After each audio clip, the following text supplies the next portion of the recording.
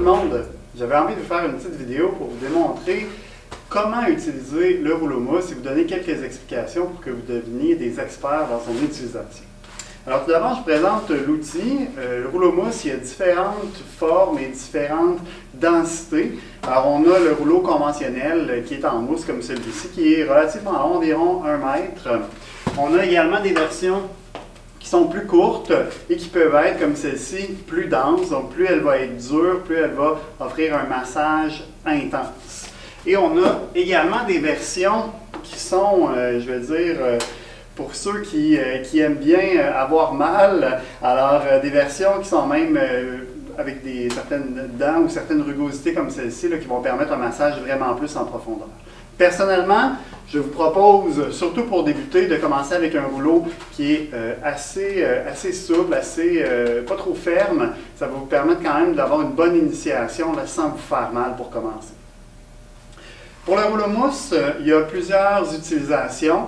Ce qu'on veut en fait, c'est avoir un massage. Ce massage-là peut à la fois, pour certaines personnes, activer la circulation, leur permettre de se sentir prêt à faire une activité physique, donc pourrait être utilisé avant l'activité physique.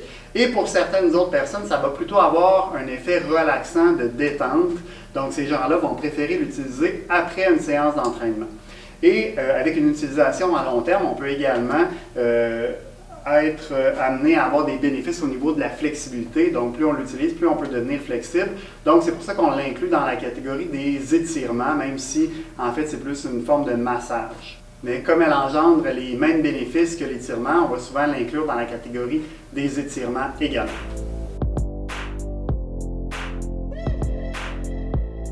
Je vous propose de débuter tout de suite notre séance d'expérimentation avec le rouleau mousse pour aujourd'hui. Ce que je vous propose, c'est des mouvements qui vont nous permettre de masser à peu près l'ensemble du corps. Et je vous recommande pour l'instant de commencer tout avec le même côté. Donc, on va faire uniquement le côté droit. On va faire l'ensemble du côté droit. Et une fois qu'on aura terminé, vous pourrez voir la sensation, comment vous sentez du côté gauche comparativement au côté droit, voir si vous sentez davantage activé ou au contraire, si vous sentez davantage relâché, détendu. Puis ça pourra vous aider à choisir est-ce que cet outil-là serait préférable à utiliser dans votre cas après l'entraînement ou avant l'entraînement. Donc, sans plus attendre, on va commencer avec le premier mouvement. On va commencer avec les mollets et on va remonter pour tout le corps. Alors, premier mouvement pour le mollet. On va installer notre mollet sur le rouleau mousse et ce que je vous propose, c'est de toujours utiliser l'extrémité du rouleau. Si on travaille avec le milieu du rouleau, vous allez voir que le rouleau va venir se coincer dans mon autre jambe qui est en support, donc ça va être moins optimal. Alors, utilisez plutôt l'extrémité du rouleau pour faire le massage. Alors, on va installer notre mollet sur le rouleau mousse. Et on va toujours rouler sur le rouleau dans le sens des fibres musculaires. Donc, les fibres de mon muscle du mollet vont aller de haut en bas.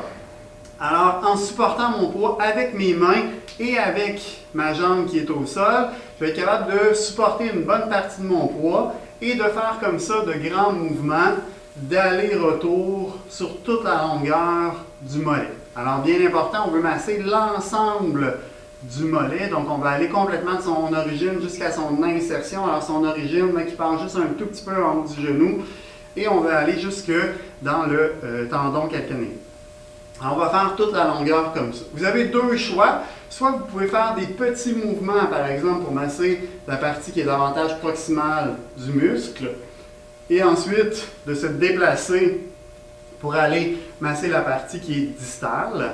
Alors ça, c'est une possibilité en y allant avec des petits mouvements.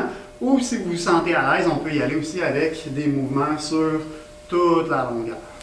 Alors vous comprendrez que ça prend quand même un certain niveau de condition physique là, parce que je dois me supporter avec mes bras, avec mon autre jambe. Donc quelqu'un qui a peut-être des douleurs ou qui a des inconforts ou qui n'a pas suffisamment de force, par exemple, dans les membres supérieurs, ça pourrait devenir difficile. Si jamais vous voulez ajouter plus de tension parce que ce n'est pas suffisant, on pourrait le faire avec les deux jambes en même temps aussi, si vous voulez. Alors, on pourrait faire la même chose, des grands mouvements d'aller-retour. Et si ce n'est pas encore suffisant pour vous, vous pourriez aussi croiser les deux jambes, donc une par-dessus l'autre. Et là, vous allez remarquer là, que le niveau de tension il augmente beaucoup. Je dirais même que ça peut faire mal.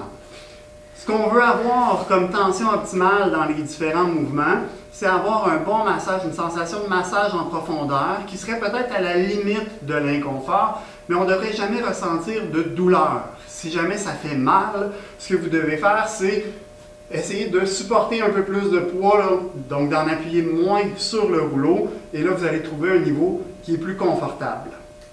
Alors on y va avec le mollet. On peut aller masser les différents chefs des gastrocs, donc je peux aller masser le chef latéral en tournant légèrement mon pied vers l'extérieur. Je peux aller masser aussi le chef médial si je veux faire une rotation interne au niveau de la hanche. Alors comme ça, je peux masser l'ensemble de mon mollet. Alors deuxième mouvement, on va remonter un petit peu au niveau toujours de la partie postérieure du membre inférieur. On va y aller avec l'ischio-jambier. Alors on va placer le rouleau sous la cuisse et on va faire la même chose, donc des mouvements d'aller-retour sur la cuisse. On va se rendre jusqu'au genou, même un peu en bas du genou, et on va aller jusqu'aux ischions, donc la partie là, ce qu'on sent dans le bas de la fesse. Alors on y va avec toute la longueur. Encore une fois, si on veut un petit peu plus de tension, on peut venir placer les deux jambes une par-dessus l'autre, ou encore on peut supporter plus de poids si on va avoir moins de tension. On peut aller masser la partie latérale ou la partie médiale en faisant un petit peu de rotation interne ou externe. Ce qu'on suggère habituellement, c'est de faire des mouvements d'aller-retour comme ça pendant environ 30 secondes par groupe musculaire.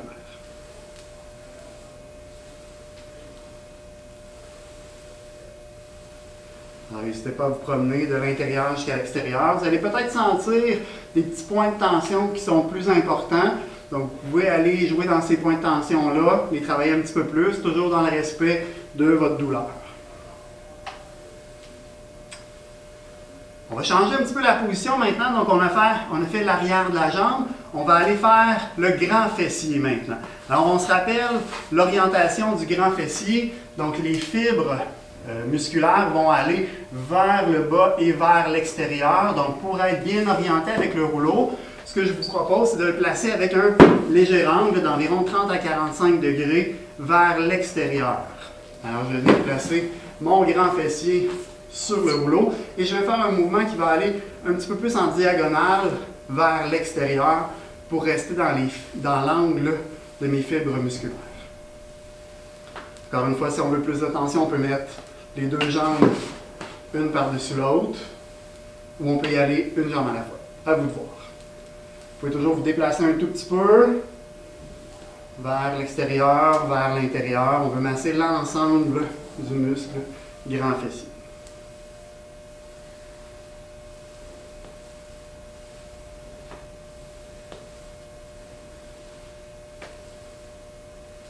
Donc, vous remarquez que j'utilise toujours l'extrémité du rouleau, comme ça mon pied est bien placé. Si jamais je suis plus dans le milieu du rouleau, là, vous allez remarquer que vous allez manquer d'amplitude de mouvement étant donné que votre pied va constamment être dans le chemin et qui va empêcher le rouleau de faire son mouvement complet. Alors, c'était pour le grand fessier. On va continuer avec un autre muscle qui est en fait la bandelette, qui n'est pas tout à fait un muscle, qui est plus un ensemble de fascia qui va se rattacher au tenseur du fascia lata, également au moyen fessier. Alors la bandelette, c'est une structure qui est souvent difficile à aller bien isoler dans les étirements. Avec le rouleau mousse, ça va être très efficace et très aimé cet étirement-là. Alors je vais m'installer sur le côté dans une position qui va ressembler à celle-ci. Alors ma jambe droite, qui est celle que je veux étirer avec le rouleau, va être allongée derrière moi et je vais avoir une belle ligne droite de la tête jusqu'au bout des orteils. Encore une fois, j'utilise l'extrémité du rouleau. Je vais venir placer ma jambe gauche devant légèrement fléchie parce qu'elle va me permettre de supporter une partie du poids pour éviter que ça devienne trop intense, donc la tension du rouleau sur ma bande. Et encore une fois, ce que je vais faire, c'est des mouvements d'aller-retour. Alors, si vous sentez trop de tension, juste à supporter un peu plus de poids avec votre haut de corps, avec votre pied gauche également. Et on va y aller avec des mouvements comme ça, d'aller-retour. Alors, la bandelette est une structure qui est assez longue. Ce que je vous propose peut-être pour commencer, c'est de travailler une seule portion à la fois. Donc, d'aller dans la portion qui est proximale, où on va aller chercher un peu le moyen fessier Également, peut-être un petit peu le tenseur du fascia lata si je fais une légère rotation vers l'avant. Alors, je suis dans la partie proximale de la bandelette et des muscles d'où elle prend son origine. Et ensuite, je peux me déplacer pour aller plus dans sa partie distale.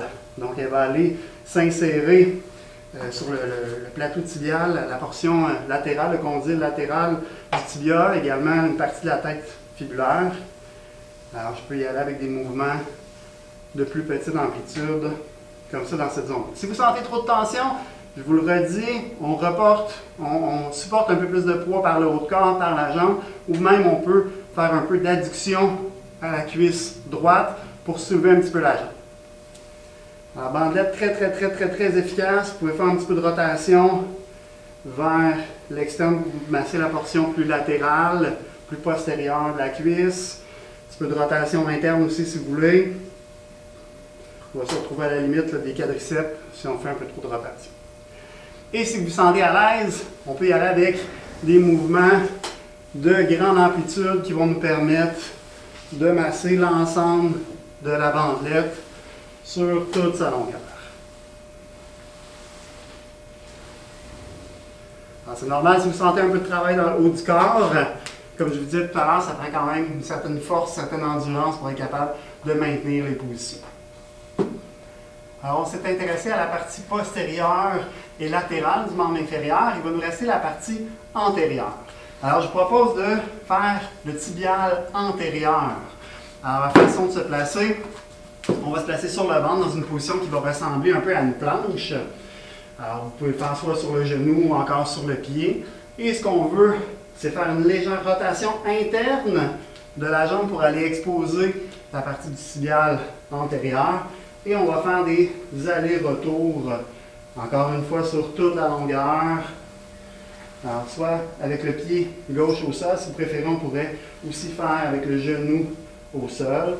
Alors, il s'agit de faire une légère rotation interne pour être sûr d'aller chercher le muscle tibial antérieur. Si vous voulez plus de tension, on met les deux pieds un par-dessus l'autre.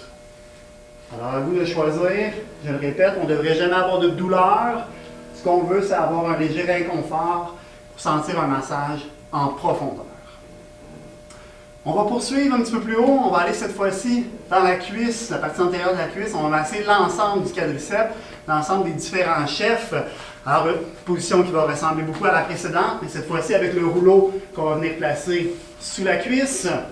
Et on va faire des grands mouvements qui vont aller de son insertion, donc épiniliaque, et on va aller jusqu'à la portion distale. Donc, on va aller jusqu'à la tubérosité tibiale. On va faire l'ensemble du quadriceps, donc soit dans des grands mouvements, comme je viens de faire, ou encore on peut faire la partie distale uniquement. On peut commencer avec ça. Et ensuite, y aller avec la portion plus proximale, plus même aller dans le ventre du muscle. Ou le faire dans un grand mouvement, avec les mains qui vont se déplacer.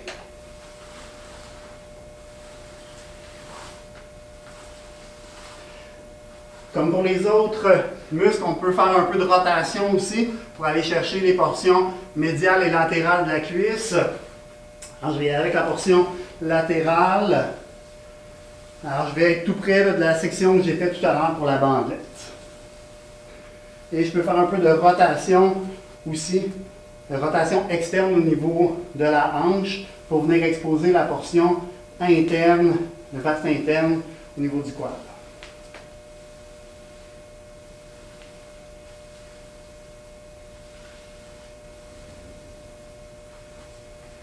Alors, on a presque complété la cuisse. Il nous reste simplement la portion interne, la portion des adducteurs, graciles, qui peut être intéressante, même sartorius aussi, qu'on peut aller travailler au niveau de l'insertion à la patte droite. Alors, position contraire à celle qu'on a utilisée tout à l'heure pour travailler la bandelette. Donc, cette fois-ci, c'est la portion interne qui va être appuyée sur l'extrémité du rouleau. Et je vais faire des mouvements, encore une fois, d'aller-retour. Donc, soit je vais avec des petits mouvements pour travailler seulement une portion du muscle à la fois. Donc, je suis dans la portion près de son origine. Je vais aller dans la portion près de son insertion. Donc, je vais aller essayer de travailler la patte doigt et la portion un petit peu plus haute. Si on veut plus de tension, on peut venir croiser les jambes ou encore y aller seulement une jambe à la fois à votre guise. Et si on veut, on peut s'essayer avec quelques grands mouvements sur toute la longueur.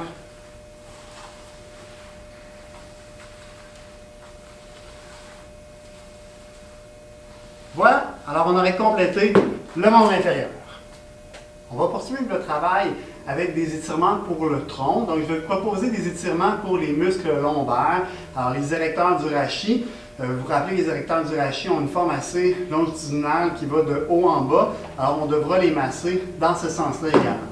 Alors, la position, vous allez vous installer les pieds bien ancrés au sol, environ la largeur des épaules ou peut-être même un petit peu plus large si vous voulez être bien stable. Le rouleau va être placé dans le bas du dos et vous allez soulever votre bassin pour venir appuyer le rouleau au niveau du bas de votre dos. Je vous propose de garder vos mains près du sol, surtout au début, pour être sûr d'être bien stable. Éventuellement, si vous vous sentez stable, vous pourrez aussi croiser les mains sur la poitrine. Donc, on va travailler pour débuter la partie du bas du dos en faisant des allers-retours de haut en bas. Vous pouvez même arrondir légèrement le dos. Ça va rendre vos processus épineux moins apparents et ça va concentrer le massage sur les muscles plutôt que sur les os.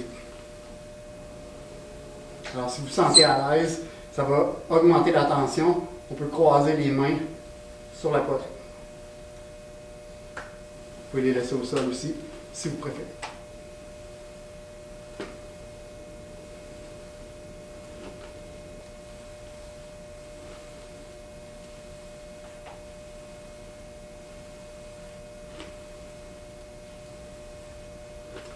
Après avoir travaillé la région lombaire, je pourrais aussi essayer de m'intéresser aux abdominaux obliques, oblique interne, oblique externe.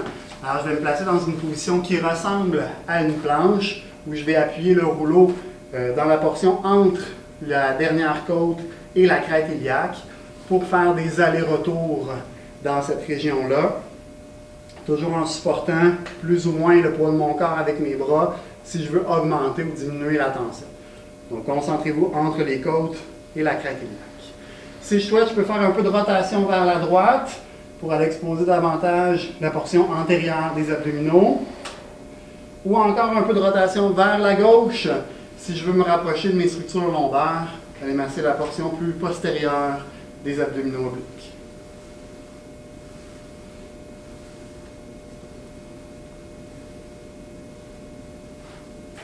Voilà pour les abdominaux obliques. On va poursuivre le travail au niveau du dos en étirant la portion du haut du dos où on va retrouver principalement le muscle trapèze et plus profondément, on a également les muscles rhomboïdes qui vont être là. Ces muscles-là sont orientés principalement du centre vers l'extérieur, donc on devra masser également dans ce sens-là. Ce que je vous propose, c'est de venir installer le rouleau dans on ne veut pas avoir dans le bas du dos parce qu'on ne veut pas aller masser la région lombaire. Donc, on veut aller au moins jusqu'à la dernière côte flottante, même légèrement plus haut. C'est la position qu'on va utiliser. Donc, on s'installe sur le dos, dans une position semblable aux muscles lombaires qu'on a fait tout à l'heure. Donc, les pieds plus larges que les épaules, bien ancrés au sol. L'extrémité du rouleau va aller se positionner au milieu du dos. Donc, on veut libérer les muscles lombaires. On peut bien s'appuyer la tête. Si je veux, je peux croiser les bras et je peux même faire un peu de protraction des épaules pour venir faire l'adduction de mes scapulas, ce qui va permettre d'exposer davantage mes muscles trapèzes et rhomboïdes.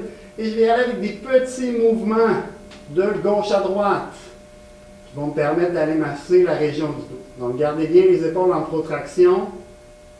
Faites des petits mouvements. Si vous vous sentez instable, n'hésitez pas à élargir un peu votre base de support. Et on y va avec des mouvements comme ça de gauche à droite. Dans ce mouvement-là, ça va être difficile d'augmenter ou de diminuer la tension. Vous pourrez toujours essayer de supporter un peu de poids de corps, mais vous allez sentir que ça devient moins efficace pour le travail entre les omoplates. Alors, essayez d'aller le plus loin possible en gardant l'équilibre. Vous pouvez faire un peu de rotation, essayez d'aller jusque dans les deltoïdes postérieurs. C'est vraiment la stabilité dans vos pieds qui va vous aider.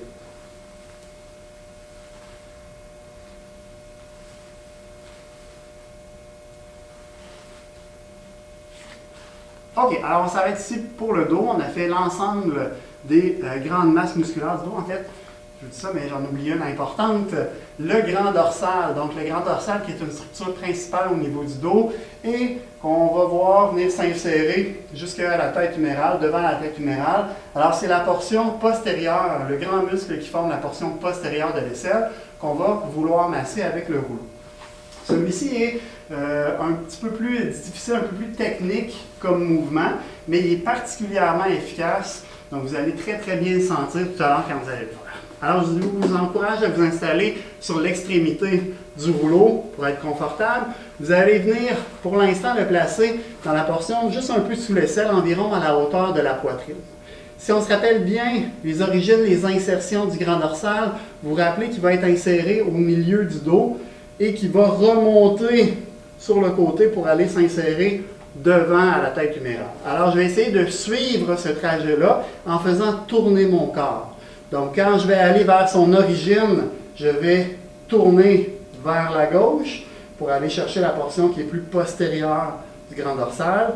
Et quand je vais revenir vers son origine, je vais tourner vers l'avant pour aller jusque dans la portion postérieure de l'aisselle pour venir jusqu'à l'avant de la tête humérale. Alors, ça va être des mouvements où on va tourner les épaules vers la gauche et vers la droite. Alors, ça devient particulièrement intéressant, mais surtout dans la région juste un peu en dessous de l'aisselle. Souvent, c'est ici qu'on va sentir beaucoup de tension. Donc, on peut s'y intéresser un peu plus longuement.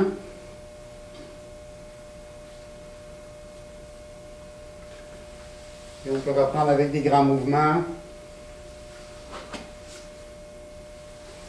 Restez en contrôle dans votre mouvement. N'oubliez pas, ça ne devrait jamais faire mal. Ce qu'on veut, c'est avoir une tension, un massage en profondeur, un léger inconfort. On va dire une petite douleur qui fait du bien, si on veut.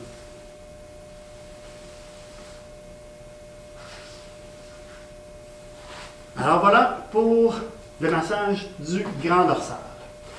On va enchaîner maintenant avec la portion antérieure de la poitrine. On va y aller avec le grand pectoral.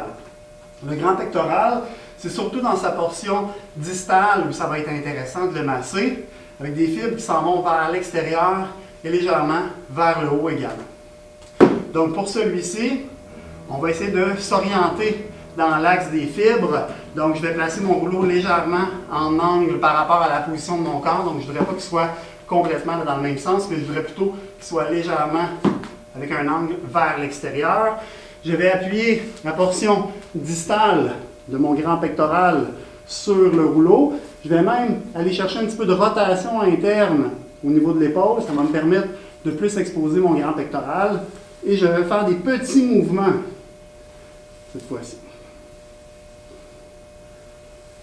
Alors peut-être que pour les filles, ce sera un peu plus difficile d'aller chercher plus d'amplitude de mouvement que ça. Si jamais il y a des gars qui ont envie, on peut essayer d'aller un petit peu plus loin pour chercher l'ensemble des fibres du grand pectoral. Donc n'oubliez pas la rotation interne, parce que remarquez que si vous faites de la rotation externe, on va se retrouver plus dans le grand dorsal ici. Donc rotation interne, pouce vers le bas, ça devrait nous permettre de bien étirer les fibres du grand pectoral.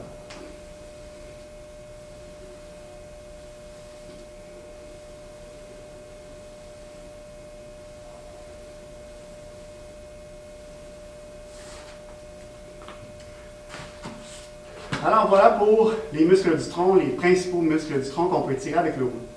On pourrait également, si on le souhaite, travailler les muscles biceps, triceps et avant-bras. Donc vous comprendrez le principe. On pourrait le faire par exemple pour le triceps, simplement dans cette position-ci où on va faire des mouvements d'aller-retour sur le triceps. Donc je vais aller avec une main qui est en supination pour aller chercher le triceps. Je vais plus dans la portion distale. Si je veux aller chercher la portion proximale, je devrais m'allonger davantage Peut-être faire un petit peu de rotation vers l'extérieur également.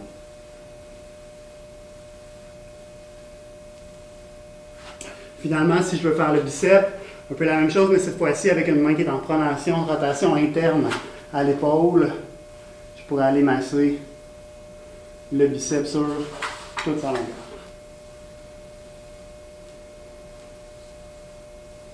Encore une fois, soit avec des petits mouvements pour la portion proximale et ensuite des petits mouvements pour la portion distale. Alors ça fonctionne très bien. Et pour finir, on pourrait aussi s'intéresser à l'avant-bras. C'est moins commun, mais ça pourrait être intéressant si jamais vous voulez avoir un massage au niveau des avant-bras. Donc simplement en faisant des allers-retours avec l'avant-bras, on pourrait aller chercher les différents muscles. Donc on peut faire de la rotation au niveau de l'épaule, au niveau radio-ulnaire aussi. Si on veut plus de tension, on pourrait venir appliquer une deuxième main également. Donc, on pourrait ajouter de la tension comme on le souhaite.